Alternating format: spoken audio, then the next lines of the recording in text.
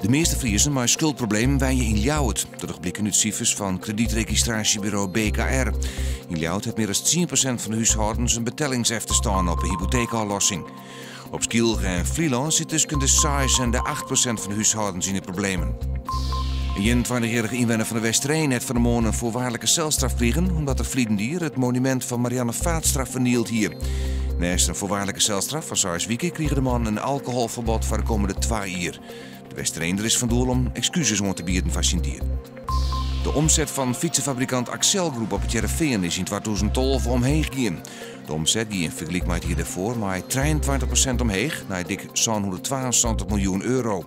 Dat komt onder andere doordat er meer elektrische en sportieve fietsen verkocht binnen, vooral in Duitsland. De Friese cabaretier Teken van der Meer houdt ermee op. De 24-jarige Lietse Teken zal nog 1 keer maar een revue de provincie terug en dan is het dien.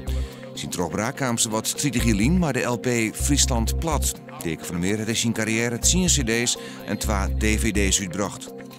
Joen en vannacht is het helder en vriest het 4 graden. Morgen is het bewolkt, de temperatuur luidt om het vriespunt heen. Middags komen ze op lichte sneeuw.